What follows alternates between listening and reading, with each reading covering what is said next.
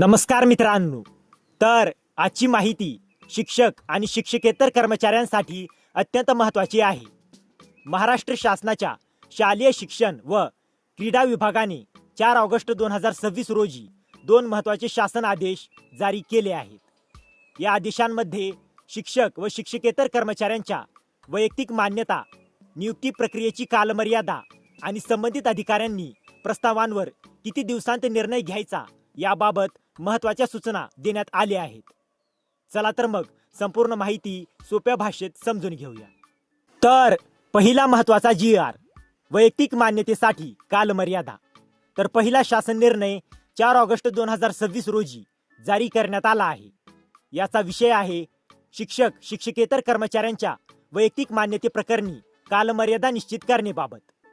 हा निर्णय मान्यताप्राप्त खाजगी अनुदानित प्राथमिक, माध्यमिक व उच्च माध्यमिक शाळा, कनिष्ठ महाविद्यालये, अध्यापक विद्यालये तसेच इतर संबंधित संस्थांमधील शिक्षक व शिक्षकेतर पदांच्या वैयक्तिक मान्यतेशी संबंधित आहे.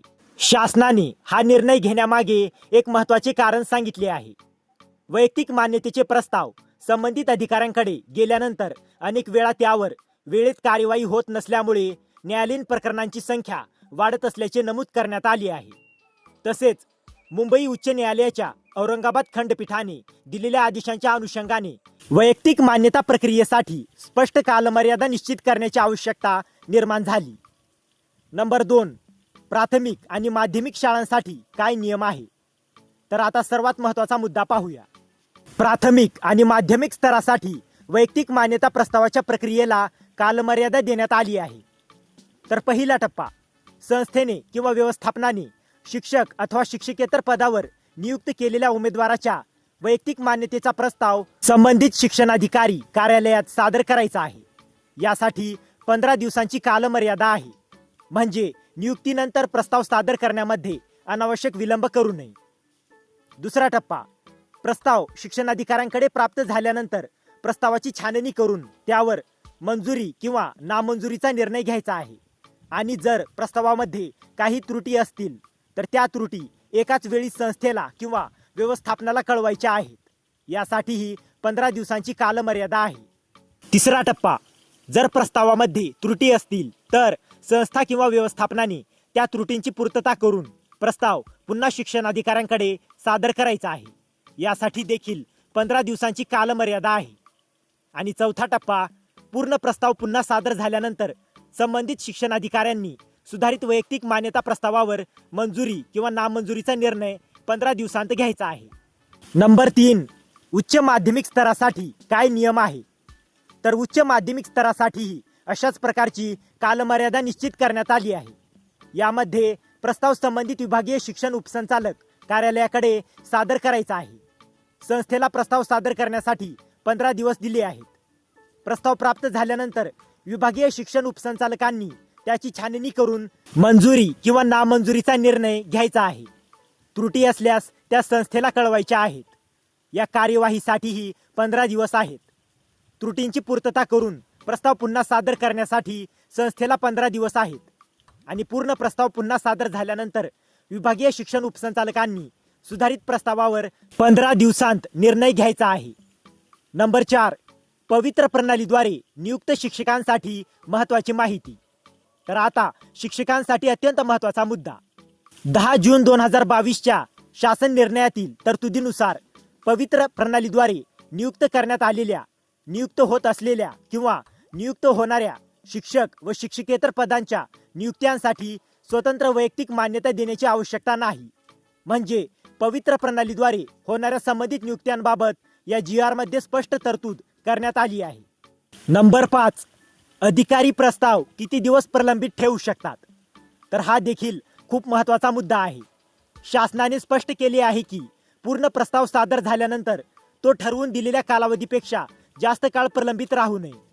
जर पुरेसे कारण नसताना निर्धारित कालावधीत निर्णय घेणे शक्य झाले नाही तर संबंधित अधिकाऱ्यांनी विलंबाची कारणे लेखी स्वरूपात नोंदवणे आणि त्याबाबत वरिष्ठ कार्यालयाला अवगत करणे आवश्यक आहे.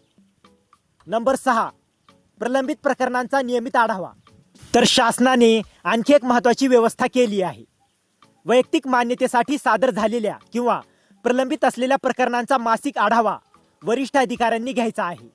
तसेच वरिष्ठ अधिकाऱ्यांनी दर 3 महिन्यांतून एकदा 25% शिक्षक व शिक्षकेतर पदांच्या वैयक्तिक मान्यता प्रकरणांची तपासणी करायची आहे.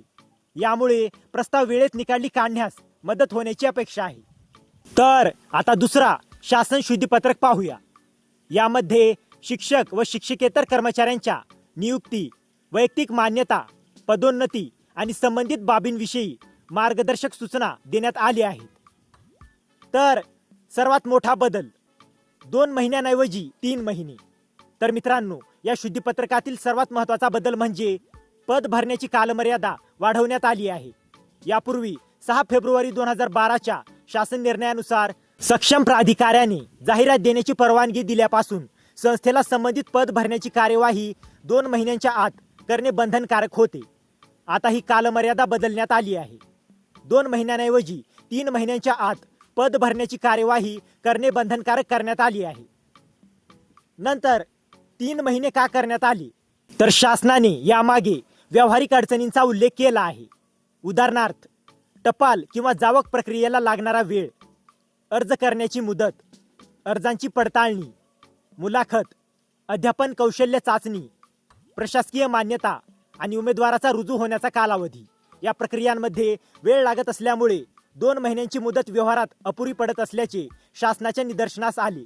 त्यामुळे ही मुदत 3 महिने करण्यात आली आहे.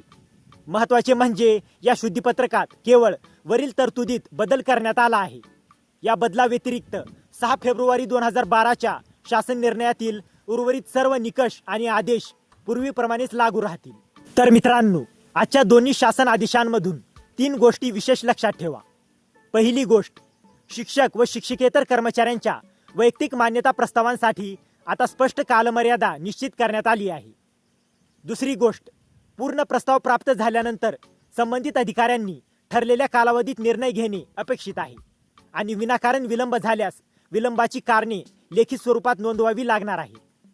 आणि तिसरी आणि सर्वात महत्त्वाची गोष्ट, सक्षम प्राधिकाऱ्याने जाहिरातीसाठी परवानगी दिल्यानंतर पद भरण्याची कालमर्यादा 2 महिन्यांवरून 3 महिने करण्यात आली आहे.